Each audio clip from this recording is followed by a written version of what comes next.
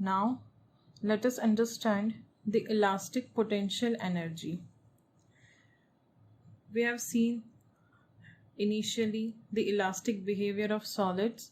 We can understand the structure of atoms or molecules as a spring mass system. When we squeeze or twist an object, there is a change in the interatomic distance. Either the interatomic distance will increase or it will decrease.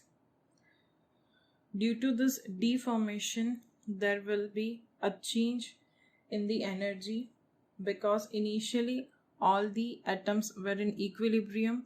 If we change the interatomic distance, then we can assume that the spring is either compressed or it is elongated. Due to this, the energy will be stored. Let us see the graph of energy versus distance. This distance is the interatomic distance. Due to twisting or squeezing, either the distance between two atoms is increased to R1 or it is decreased to R2. Here R0 is the position of equilibrium. At this point, the potential energy in the system will be minimum. If we increase the potential, if we increase the distance between atoms, then also the potential energy is increased. And if we decrease the distance between atoms, then also the potential energy is decreased.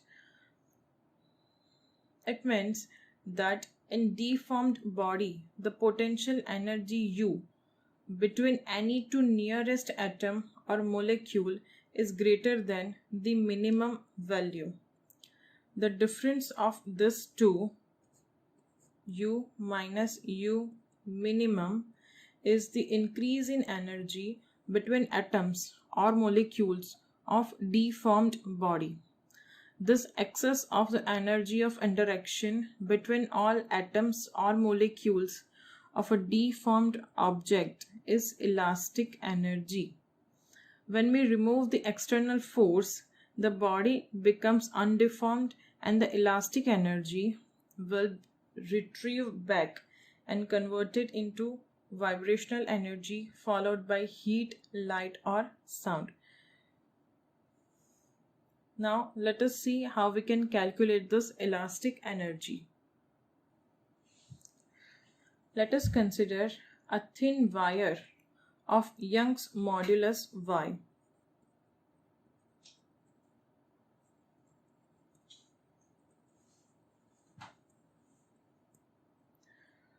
A is the cross-sectional area and L is the length. One of its end is fixed and slowly pull the other end of the wire. When the elongation in the wire is X, let the force required to pull the wire is F external. First we have stretched this wire with the force F, then after the elongation of X, for further elongation we require the force that is equal to Fx. Now, while slowly elongating,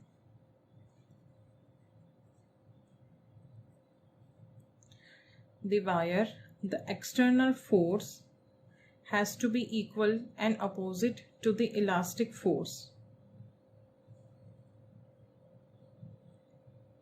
So we can write F external is equals to F elastic, where the elastic force can be written as Young's modulus into A into the extension, that is X, divided by original length L.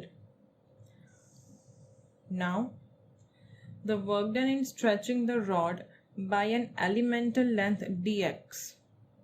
We are stretching it by elemental length dx. So work done in stretching the wire by dx.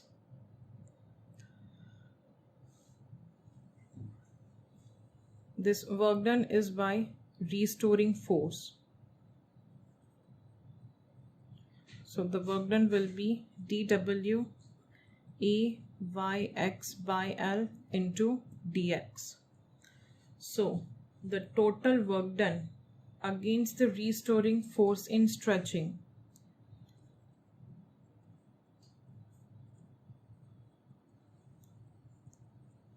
here it is against the restoring force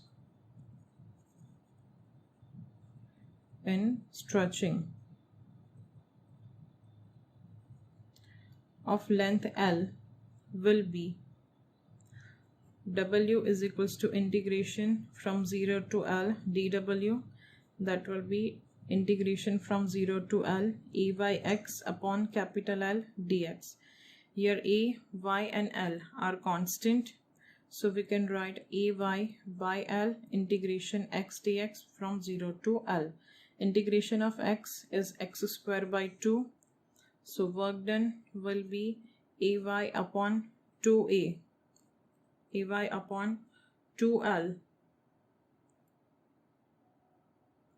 into L square. We can write this as work done is equals to half into y into L by L whole square. We have squared this capital L, so we have to multiply it. So the A into L. Here y is Young's modulus, L is the elongation, capital is the original length. So elongation upon original length, that will be strain, and this will be the volume. So we can write work done is equals to half into y into strain square into volume. This will be the energy stored, that is equals to half into strain into volume.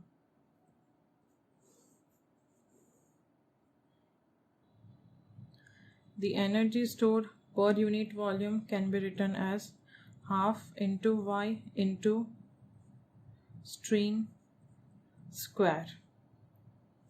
The Young's modulus can be written as stress upon strain. So we can write energy per unit volume, that is equals to half into stress into strain. The half into stress into strain, it is the area under the stress strain curve up to proportional limit, for which the graph was straight line. Now from this formula we can write strain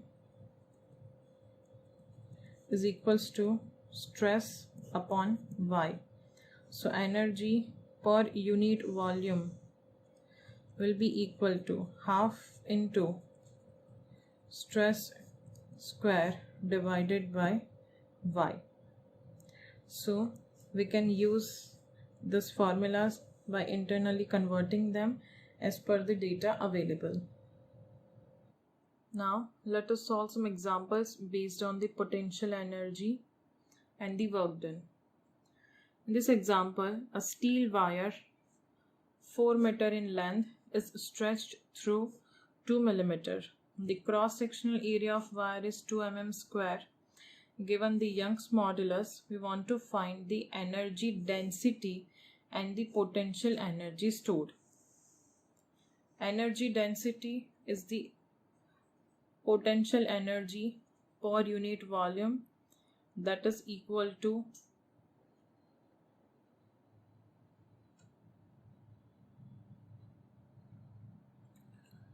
half into stress into strain. We don't know the stress, so we have to convert it into strain. So stress can be written as y into strain. So energy density will be half into y into strain square. the Young's modulus is given 2 into 10 power 11. Strain is delta L upon L. The delta L is 2 mm, that is 2 into 10 power minus 3 upon original length is 4 whole square. Simplifying this, we will get energy density as 2.5 into 10 power 4 joule per meter cube. Now in the second part we want to find the energy. So energy will be energy density into volume.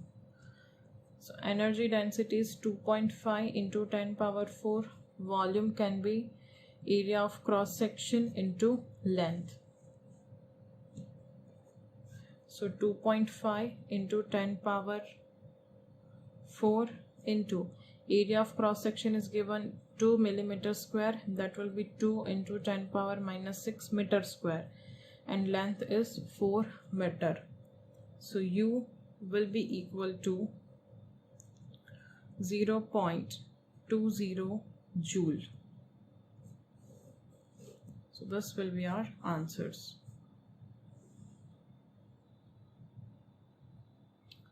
In this example, a metallic wire is stretched by suspending a weight to it.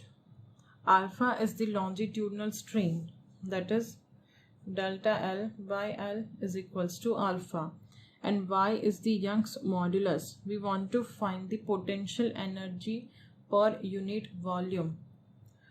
The energy per unit volume can be given by half into strain square into Y. So energy per unit volume will be half. The strain is delta L by L, that is equals to alpha. So alpha square into Y. So U by V will be equal to half Y alpha square. So this will be our answer. In this example, a metallic rod of length L and area of cross section A is made of material of Young's modulus Y. The rod is elongated by an amount Y, small y. The work done will be proportional to what? The work done is given by energy stored.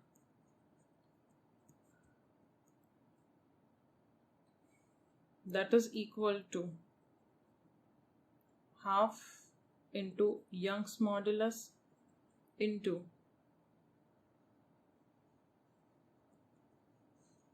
strain square. So work done is equals to half into Young's modulus. The strain change in length is small y upon original length is L whole square. So work done is equals to half into Young's modulus into elongation square divided by L square. Here Young's modulus is constant. The length of the metallic rod, original length, is also constant. So we can say W is directly proportional to the elongation square. So W or work done is directly proportional to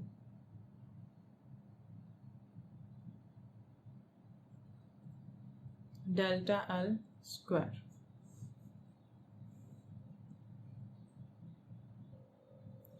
In this example, a wire 2 meter in length is suspended vertically, stretches by 10 mm. When mass of 10 kg is attached to the lower end, we want to find the change in energy in the wire. The delta U or U is given by half into stress into strain into volume.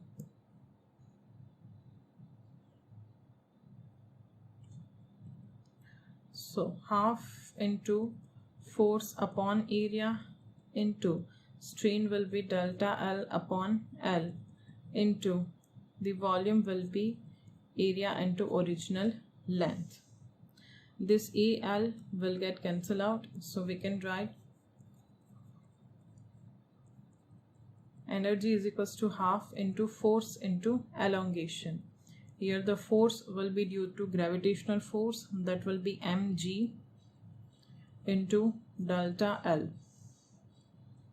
So delta U is equals to half into 100 into 10 power minus 2. So the delta U will be equal to 0.5 joule. In this example, a wire of length L and a cross-sectional area A is made of material of Young's modulus Y. The work done in stretching the wire by an amount X is, the work done is equal to half into stress into strain into volume. So the work done will be half. The stress is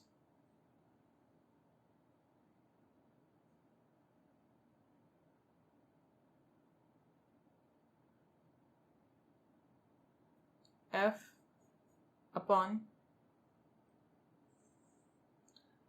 area into strain is X by L into volume, that is A into L. But we don't know the force, so from Young's modulus, Y is equals to F by A into X by L. So we can write F is equals to YAX divided by L. So put this value in this equation. Work done will be half into YAX divided by AL into X divided by L into AL. This AL will get cancelled out. So the work done will be half into YA X square divided by L. So this will be our final answer. In the next example, the work done per unit volume to stretch the length of area 2 mm square by 2% is given Y is equals to 8 into 10 power 10 Newton per meter square.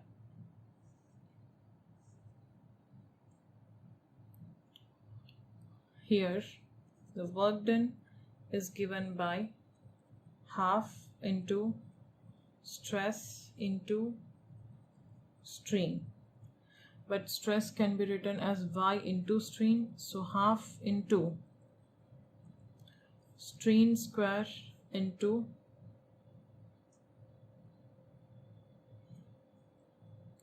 Y, but this is work done per unit volume.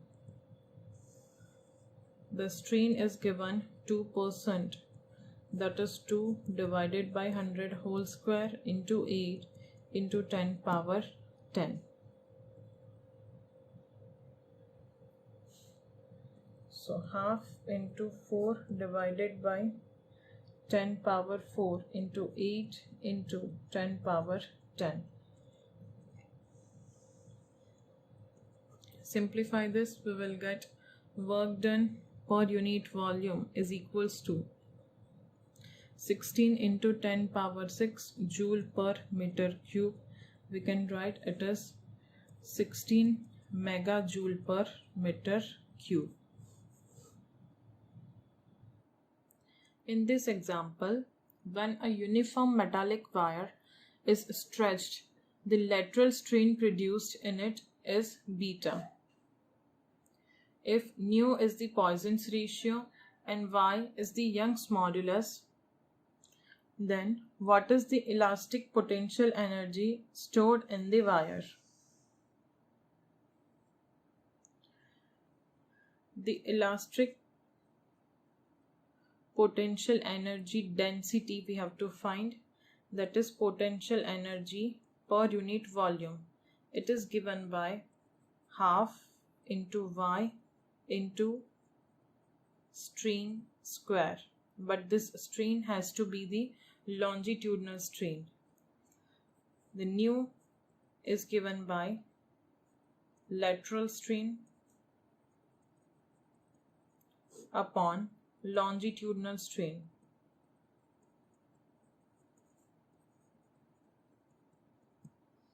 We are given the lateral strain beta, so the longitudinal strain will be equal to lateral strain beta divided by Poisson's ratio nu. Put this value in this equation. Potential energy per unit volume will be half into y into beta square divided by nu square. So half y beta square divided by nu square.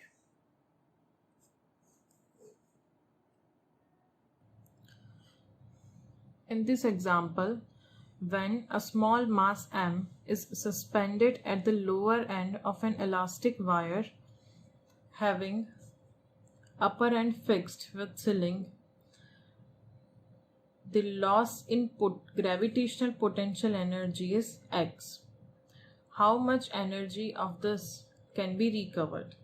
Here, as we hang this rope and if we suspend a mass from it, due to this mass there will be some elongation, so the center of mass of this rope will get shifted in the lower direction. Because of that, the potential energy will be reduced because the height from the ground is reduced. The loss in potential energy is x. We want to find how much of this energy can be recovered. Here, the loss in potential energy delta U is equals to, this is loss in gravitational potential energy. Delta U is equal to mg into delta L. Here delta L is the elongation in the wire. Because if wire is elongated by delta L, then the center of mass will also be shifted by delta L. It is given that change in potential energy or loss in potential energy is x. So x will be equal to mg delta L.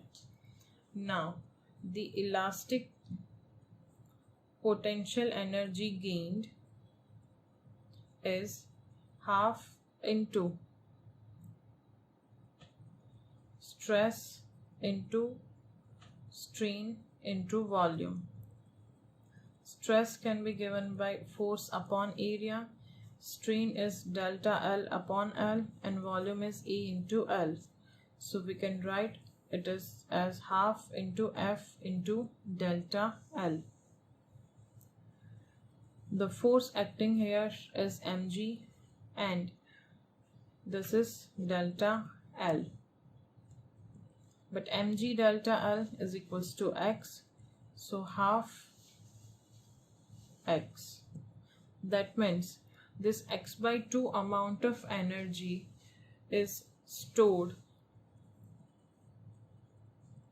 in form of potential energy, but elastic potential energy. So x minus x by 2 is equals to x by 2. Only x by 2 amount of energy can be recovered.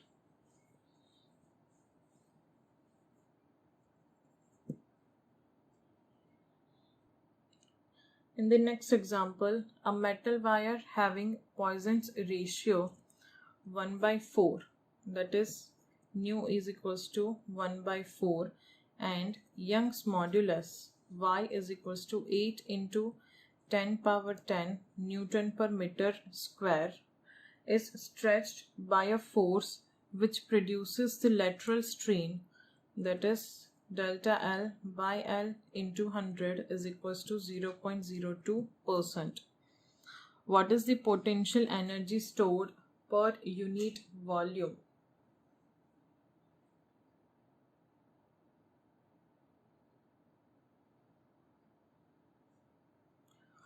The potential energy stored per unit volume will be half into Y into strain square. So this will be half into Young's modulus is 8 into 10 power 10 into strain is 0.02 divided by 100 whole square. So 4 into 10 power 10, 2 divided by 10 power 4 whole square. So 4 into 10 power 10 into 4 divided by 10 power 8. So 16 into 10 power 2 joule is the potential energy stored per unit volume. So it will be 16 into 10 power 2 joule per meter cube. We can write it as 1600 joule per meter cube. Now let us see the applications of elastic behavior of materials. In our daily life, most of the materials which we use undergo some kind of stress. That is why, while designing a structure of the material, we give due consideration to the possible stresses the material might suffer at one stage or another. Some examples are illustrating this concept. The metallic parts of machinery are never subjected to a stress beyond elastic limit. If they are subjected to the stress beyond their elastic limit, they can rupture or they get permanently deformed. The crane which we use to lift and move the heavy load is provided with a thick and strong metallic ropes to which the load can be lifted is attached. The rope is pulled by using pulleys and motor. The thickness of the metallic rope used in the crane in order to lift a given load is decided from the knowledge of elastic limit of the material of the rope and the factor of safety. That means how much amount of load we want to lift up. The other example is the bridges are designed in such a way that they do not break or bend under the load of heavy traffic. Force of strongly blowing wind and its own weight should not bend the bridge. Consider a bar of length L, breadth B, and depth D. It is supported horizontally at its two ends, as shown in figure. Let Y be the Young's modulus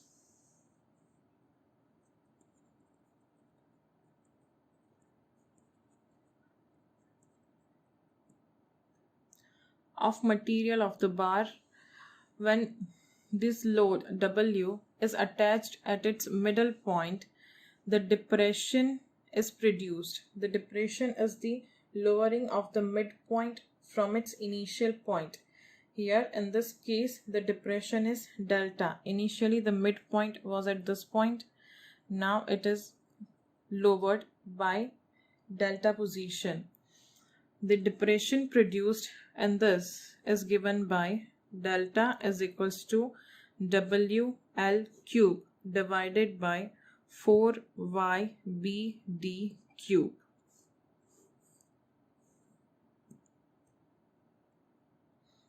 In order to have smaller depression for given load, That means the value of W is fixed. We can see delta is directly proportional to L. So to have small delta, length should be increased. So length should be decreased. Y should be large. The breadth should be large and depth should also be large. The most effective method to reduce the depression in beam is to have large depth as compared to its breadth, because delta is inversely proportional to depth cube. If we have large depth, then depression will be less.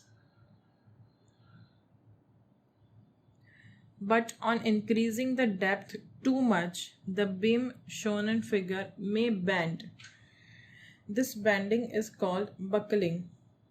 To check this buckling, a composite between breadth and depth of a beam is made by using I-shaped structure like this.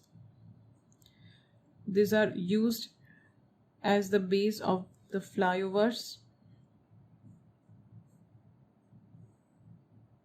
In this case, the depth is also increased and breadth is not compromised. So in this way, we can use the knowledge of Young's modulus and elastic behavior of a material to design bridges. The maximum height of a mountain on Earth can be estimated from the elastic behavior of Earth. At the base of a mountain, for example, this is Earth and this is mountain. At the base of mountain, there is a pressure due to this mountain. This pressure is given by rho GH, where h is the height of a mountain, rho is the density of material of mountain. The density of material of mountain is approximately taken as 3 into 10 power 3 kg per meter cube, and g is the acceleration due to gravity, that is approximately equal to 10 meter per second square. At the base, the mountain pressure must be less than the elastic limit of Earth's supporting material. The elastic limit of Earth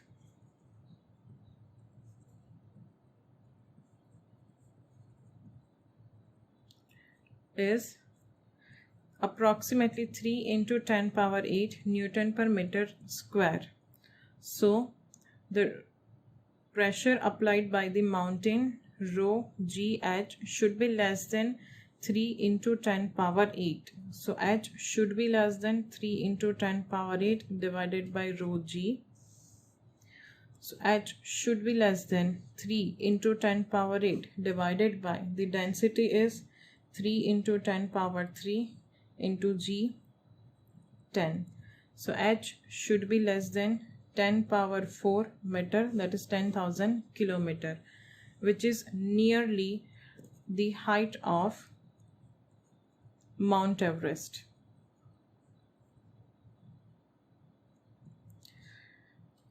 If the height of mountain increase, then the crust will due to depression, the crust will move in downward direction, so the height of the mountain will be fixed. Now let us see one different type of deformation, that is called twisting of a wire or the deformation. Here the wire of length L is fixed at one point. If we apply force, tangential force in the downward direction, there will be a twisting in this wire. There will be some torques acting, and due to the twisting, energy will be stored in the wire. Let us see all of this. First, let us understand the variables. Here L is the length of cylindrical wire, that is length of cylinder. R is the radius of cylinder. phi is the angle of twist. We have applied force at point B. Due to this point B has moved to position B dash. So the angular displacement of point B is phi. That is called angular twist. Theta is the angle of shear. If we see with respect to point A, the point A is fixed, this length is fixed, but this B point has been displaced horizontally almost with respect to point A. So the shear stress is produced, shear strain is produced, that is theta, that can be called the angle of shear. Here F is the tangential force applied.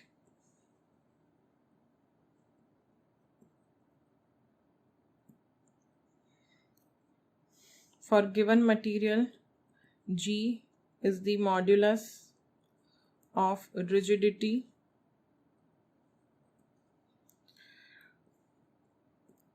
When we apply force in this direction, tangential direction, this cylinder is in translational equilibrium, but there will be some torque acting on it. So let us say tau is the restoring torque. Because if we have applied force in this direction, due to this force, a torque is created about this central point. In the opposite direction of the tangential force applied, there will be some restoring force, and tau is the torque due to that restoring force. C, it is the restoring couple.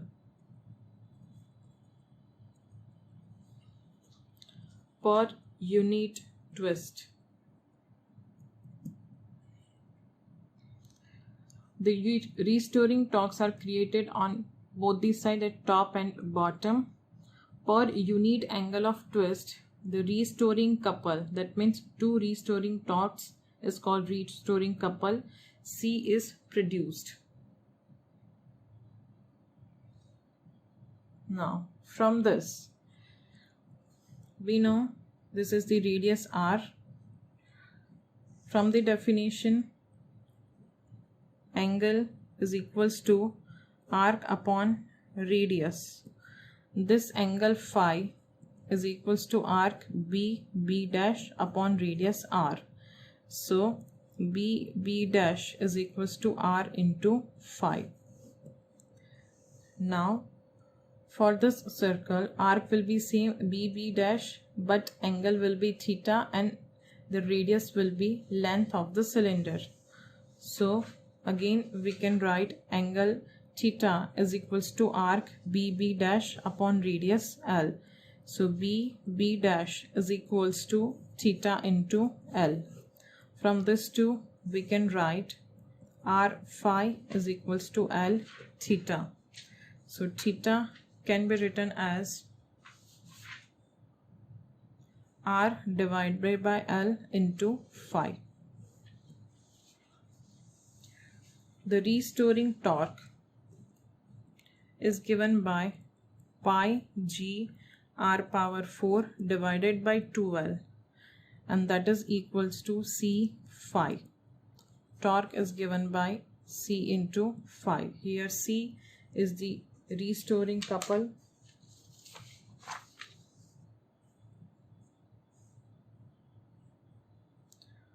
So C can be given as pi g r power 4 divided by 2L.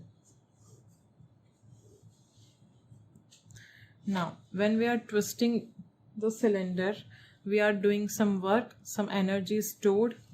So work done in twisting the wire is equals to half C phi square. So it will be half C is pi g r power 4 divided by 2L into phi square.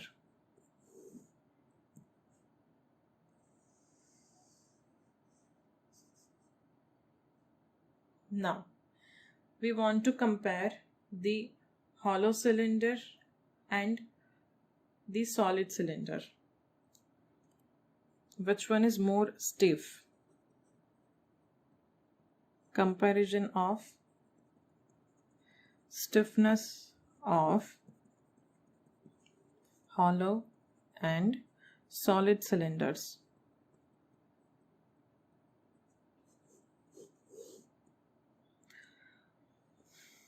First, writing for hollow cylinder. Let us say inner and outer radii are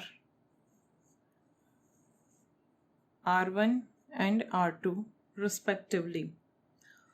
The restoring couple per unit twist is C dash is equals to pi g. Here it will be R2 power 4 minus R1 power 4 divided by 2L. And for solid cylinder, C is equals to pi g R power 4 divided by 2L. This value is for solid cylinder. Taking the ratio of this two, we can write C dash by C is equals to R2 power 4 minus R1 power 4 upon R power 4. This can be written as R2 square minus R1 square into R2 square plus R1 square divided by R power 4. Now, for the comparison, we have taken mass of both the cylinders same.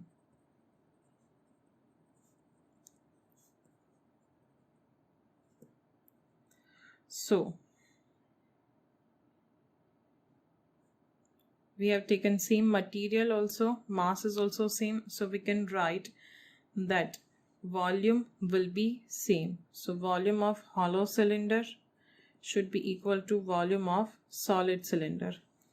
Volume of hollow cylinder is given by pi R2 square minus R1 square into L, and volume of solid cylinder is given by pi R square into L. From this we can write R2 square minus R1 square is equals to R square. Put this value in this equation.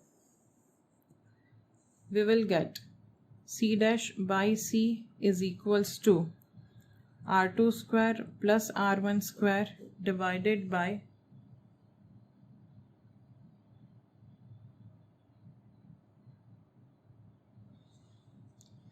R square, and R square is written as R2 square minus R1 square.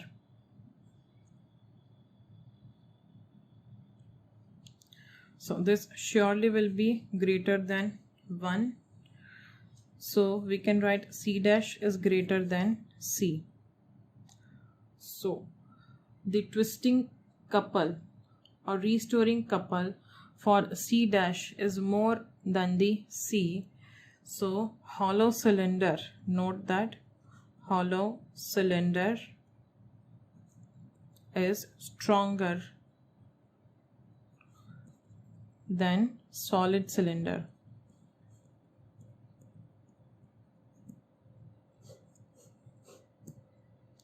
That is, hollow cylinder is more stiff than solid cylinder. Now let us see one example on that. Two metallic cylinders are made of same material and radii R and 2R are joined as shown in figure.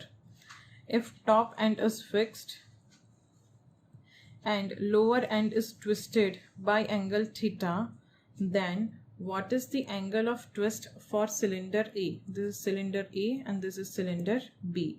This end is fixed and the lower end of B is twisted by angle theta. We want to find the angle of twist in this cylinder A. The length of both the cylinders are same. Let theta 1 be the angle of twist produced in cylinder A and theta 2 is the angle of twist produced in cylinder B. Then the total twisting angle will be theta 1 plus theta 2 is equals to theta. Now, in equilibrium,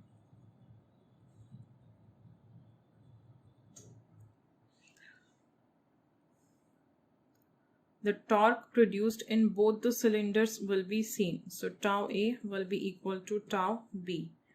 Torque will be pi g r power 4 theta 1 divided by 12 is equals to pi g 2r power 4 into theta 2 divided by 2l. So we can write theta 1 is equals to 16 times theta 2 and theta 1 plus theta 2 is equals to theta. So 17 theta 2 is equals to theta. We want to find theta 1, that will be equal to 16 by 17 theta. Here the key concept was the torque will be same. In this example, two wires A and B of same length and same material have radii R1 and R2 respectively. Their one end is fixed with rigid support and at other end equal twisting couple is applied. Then ratio of the angle of twist at the end of A and at the end of B will be. There are two wires A and B, they are having same length L and radii R1 and R2 respectively. The equal twisting couple is applied. So tau A is equals to tau B. Tau is given by pi g r power 4 theta divided by 2l. That radius of A is R1 is equals to pi g r2 power 4 theta b divided by 2l, given length is same. So we can write r1 power 4 theta 1 is equals to r2 power 4 theta b. So theta a upon theta b will be equal to r2 power 4 divided by r1 power 4. So this will be our final answer. In this example, a uniform wire of length L and radius R is twisted by an angle alpha. The modulus of rigidity of the wire is G. We want to find the elastic potential energy stored in the wire. The elastic potential energy stored will be equal to the work done on the wire for twisting, and that will be equal to half C phi square. Here given angle of twist is alpha and C is equals to pi g r power 4 divided by 12. Put these values in this equation. So pi g r power 4 alpha square divided by 4L will be the energy stored in the wire after twisting it by an angle alpha. Now let us see some important terms regarding the elasticity of the material. The first one is elastic after effect. It is found that some bodies take time to regain its original shape or state of length even within the elastic limit. That means after the deformation, when you remove the deforming external force, the body will not immediately get to its original shape, but it will take some time to regain that original shape. This slow process of recovering the original state after the removal of deforming force is called elastic after effect. The time delay is due to this effect is known as elastic relaxation time.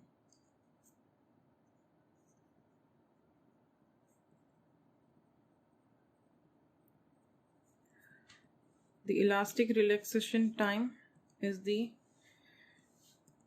time taken to recover by the elastic body is called relaxation time. The second term is elastic fatigue. This is the property of an elastic body due to which the body becomes weak after repeated applications of alternating deforming forces. For example, when a wire is set into torsional vibrations, that means continuous vibration for long time. During this vibrations, the wire is subjected to repeatedly alternating twisting couple. That means once we are twisting in one direction and then we are twisting it in another direction, and this process is continued. Now, if the wire is again made to vibrate, its vibrations die out very quickly as if wire is tired. If a hard body is subjected to repeated strains beyond its elastic limit, it ultimately breaks. This is the reason a hard wire is broken by bending it repeatedly that we have seen in our daily life. For same reason, the railway bridges are declared unfit after their use for a long period. The third term is the elastic hysteresis. As a natural consequence of the elastic after effect,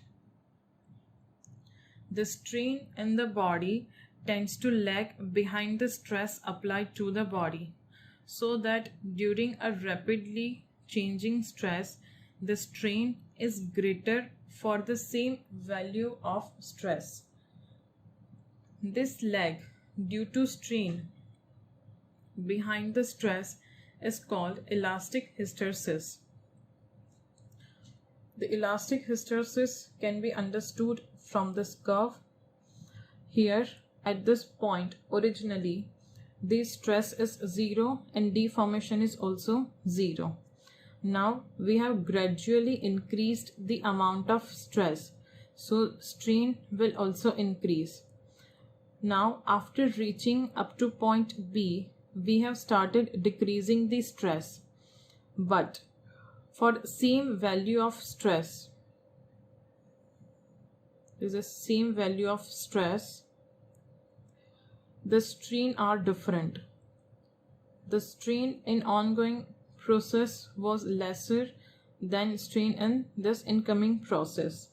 So when stress is reduced, then the strain lags behind the stress.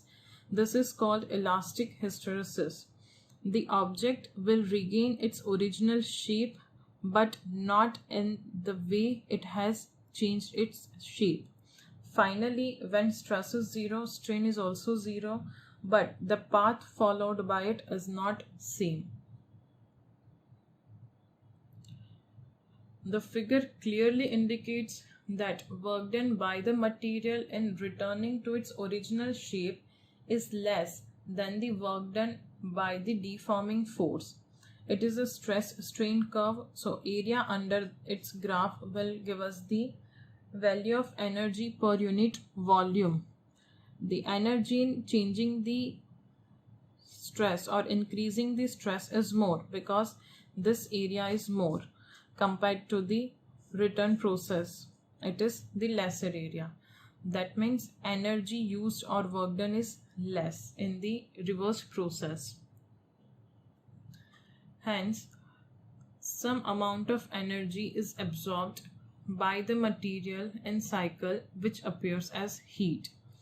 we have done more amount of work on going from O to B, but to reach from B to O we require lesser amount of work. So the excess work or the excess amount of energy is dissipated in the form of heat. The magnitude of energy absorbed is proportional to the area of the loop. Larger the area, the energy absorbed is more. The material having low elastic hysteresis have low elastic relaxation time. So, low relaxation time is equals to less area under hysteresis curve. So this was all about the elastic behavior of any material. Now let us see some previous year examples. Now let us see some previous year questions. This question was asked in NEET 2019. The stress strain curves are drawn for two different materials, X and Y. It is observed that the ultimate strength point and the fracture point are close to each other for material X but are far for material Y. Then material X and Y are likely to be. Let us draw the stress strain curve for material X and material Y.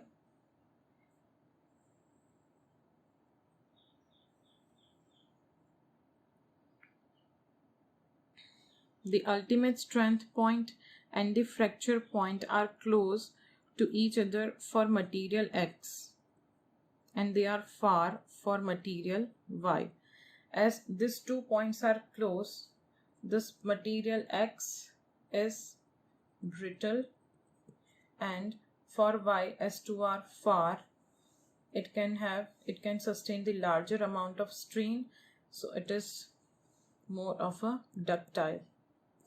So X is brittle material and Y is ductile material. Now let us see the another question. It was also asked in NEET 2019. When block of mass M is suspended by a long wire of length L, the length of wire becomes capital L plus small l. What is the elastic potential energy stored in the extended wire?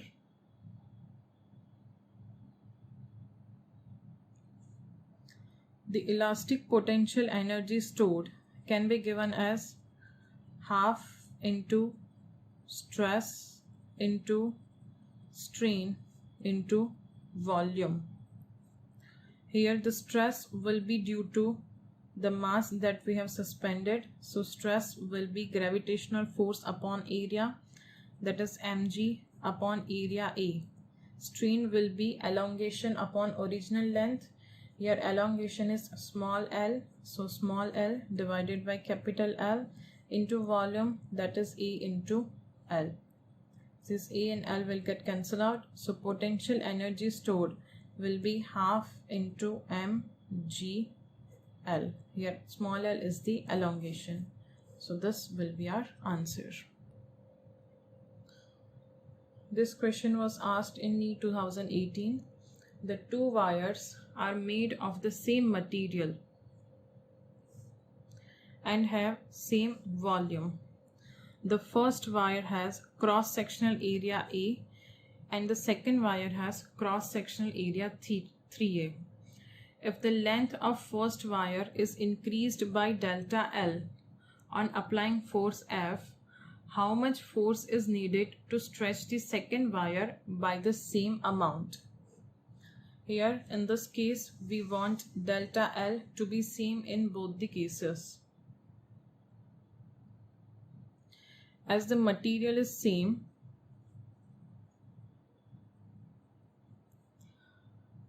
The Young's modulus will also be same. Y is given by F by A into delta L upon L.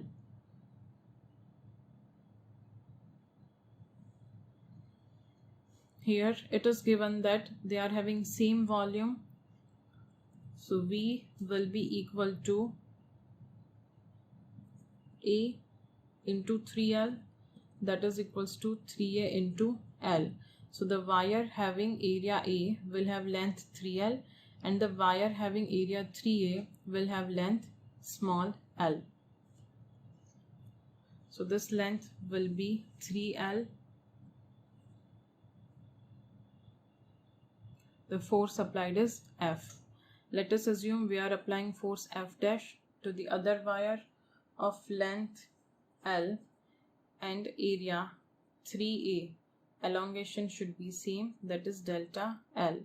This delta L and A will get cancelled out. So we will get F dash is equals to 9F.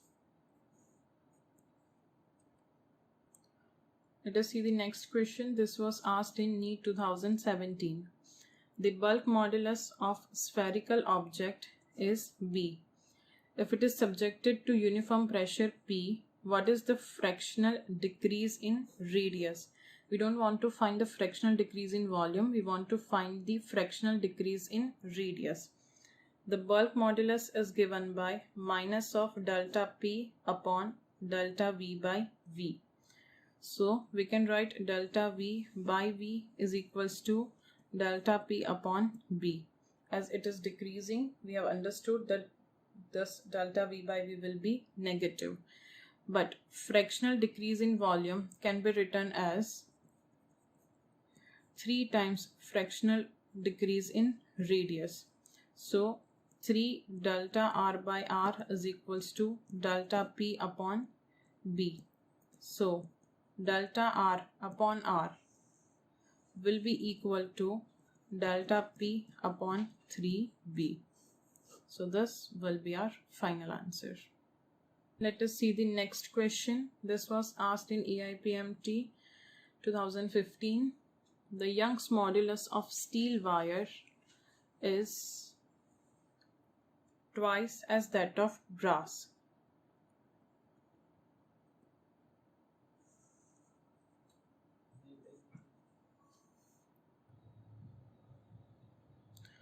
The two wires have same length, that is LS is equals to LB, and same area of cross section, AS is equals to AB. They are suspended from the roof. We want the lower ends of the wires to be at same level. Then what are the weights added to the steel and brass? What is their ratio? As their original lengths are same, and even after applying the weights, their lower end should be at same level. That means delta LS should be equal to delta LB. Y is given by force upon area into delta L upon L. Here area of cross section delta L and length are same, so we can say Y is directly proportional to F. So Ys upon Yb is equals to weight added to steel divided by weight added to brass. So Ws by Wb will be equal to 2:1. So this will be the correct answer. Let us see the next question. This question was asked in PMT 2014. A copper of fixed volume V is drawn into wire of length L. When this wire is subjected to a constant force F, the extension produced in wire is delta L. Which graph will be the straight line?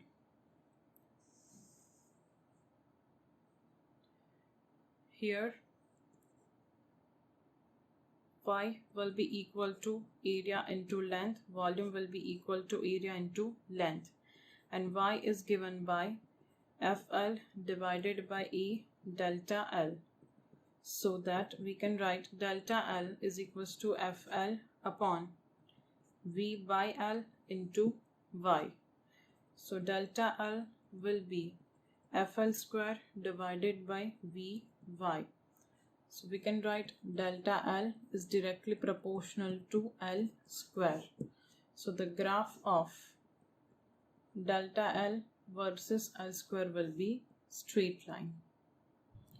In this question, a rope of 1 centimeter in diameter breaks if the tension exceeds 500 Newton. The maximum tension that may be given to similar rope of diameter 3 centimeter is.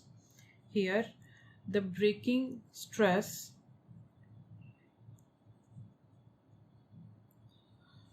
for given material remains constant. So breaking stress is force upon area, that is equals to radius square is equals to constant.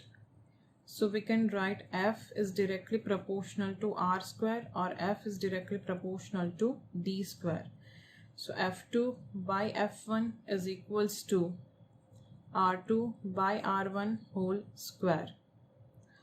So F2 by 500 is equals to 3 by 1 whole square, that is equals to 9.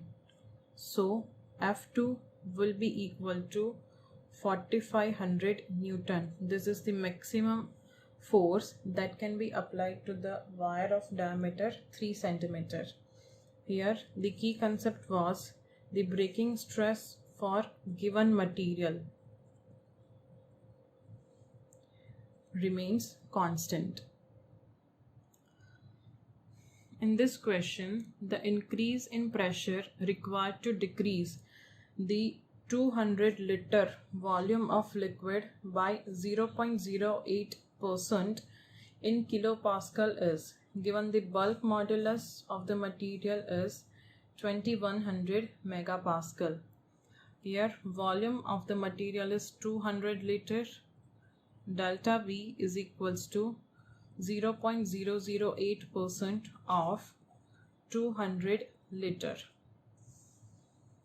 So that will be 0.008 divided by 100 into 200.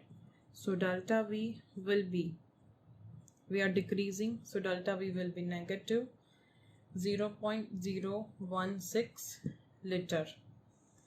Given the bulk modulus is 2100 megapascal, that is equals to 21 into 10 power 8 pascal. We want to find the additional pressure. Bulk modulus is given by delta P divided by delta V by V.